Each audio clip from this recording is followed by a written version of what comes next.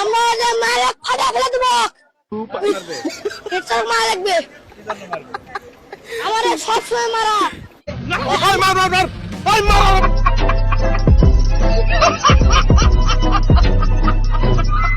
Head sir এদেরকে মেরে মেরে পড়ালেখা শেখাতে না পারলেও এরা কিন্তু একটা জিনিস ভালোভাবে শিখে ফেলেছে, আর তা হলো বিপদে সবাই একজোট হওয়া। আর এটা ভেবেই হেড স্যার খুব গর্ববোধ করবে। তবে এদের হাতে পিটুনি খাওয়ার পরে কি হবে সেটা বলতে পারবো না। বাপ মায়েরা মেয়েদেরকে শাসন করে না, রাত্রির 10টার আগে তারা বাড়ি ফেরে। এরা হলো বাঙালি নারী বস, এরা সব পারে। এরা শাড়ি পরে যেমন বিয়ের পিড়িতে বসতে পারে, তেমনি শাড়ি পরে মোটর সাইকেলেও চড়তে পারে, আরো অনেক কিছু করতে পারে। ভিডিওটা সম্পূর্ণ দেখতে থাকুন, সব বুঝতে পারবেন। বন্ধুরা সবাইকে স্বাগতম তেরা বাঙালির আরো একটা নতুন ভিডিওতে। বন্ধুরা বরাবরের মতো আবারও হাজির হয়েছি বাঙালিদের করা অস্থির সব হাস্যকর ভিডিও নিয়ে। তাই ভিডিওটি একটু স্কিপ না করে পুরো ভিডিওটি দেখতে থাকুন। তাহলে চলুন শুরু করা যাক আমাদের আজকের ভিডিওটি। দেখুন বন্ধুরা, হুজুর বাসের মধ্যে প্রতিবাদী গান গাইতে গিয়ে নিজেই কিভাবে প্রতিবাদের শিকার হলো।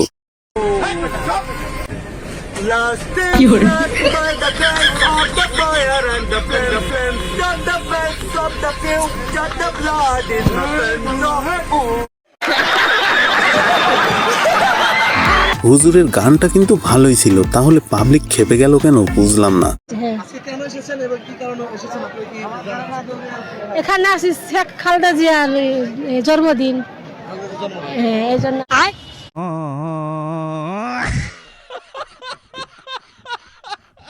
কথা শুনেই বুঝে গেলাম ভাড়ায় চালিত গাড়ি। তবে ভাড়া নেওয়ার আগে একটু যাচাই বাছাই করে নেওয়া উচিত ছিল, তাহলে আর শেখ খালেদা জিয়া শুনতে হতো না।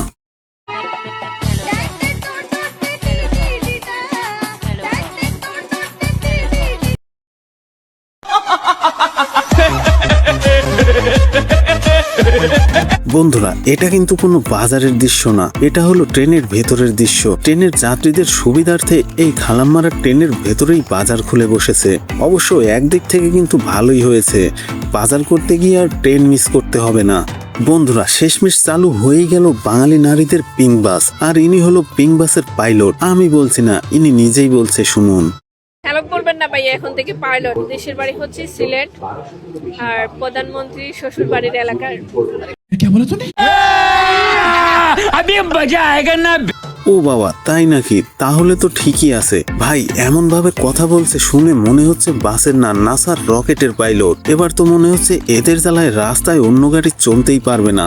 এই হলো পিঙ্ক বাসের যাত্রীদের অবস্থা, সবাই সেলফি তুলতেই ব্যস্ত। কিন্তু আপনারা কি জানেন রাস্তায় এদের বর্তমান পরিস্থিতি? আমি দেখাচ্ছি, চলুন।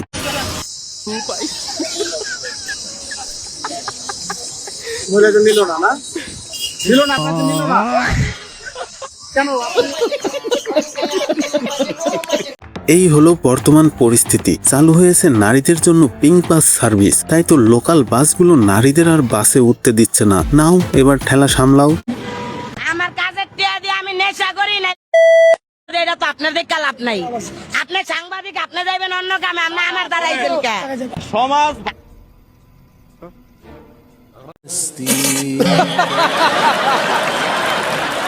বুঝলাম না ভাই, কে কার ইন্টারভিউ নিচ্ছে? সাংবাদিক ভাইয়ের অবস্থা দেখে মনে হচ্ছে খুব বেকায়দায় পড়ে গেছে। আজকের পর এদের মতো কারো ইন্টারভিউ নিতে যাবে না, বেশ শিক্ষা পেয়েছে।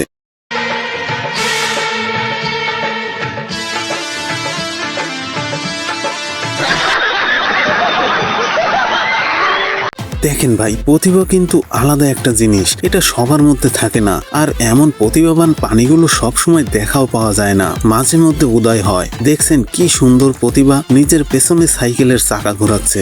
আপনারা আবার ট্রাই করতে যাবেন না কিন্তু।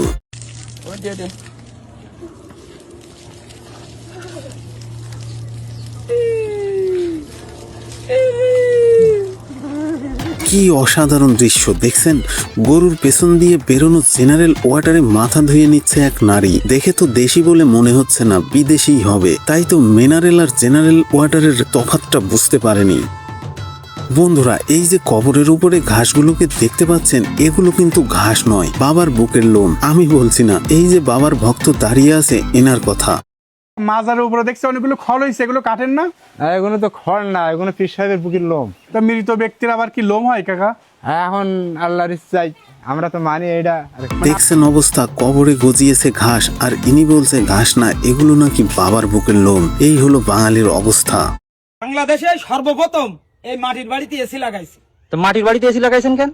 মাটির বাড়িতে এসি লাগাইছি তার কারণ হলো আমার আব্বার বিশাল বড় এক স্বপ্ন ছিল, আমার আলিশান একটা বাড়ি তো বাড়ি করতে পারেনি? বাড়ি করতে পারিনি, তাই এই এসিটা স্বপ্ন আমার আব্বা পূরণ করেছে। এখন এই এসিটা লাগিয়েছে।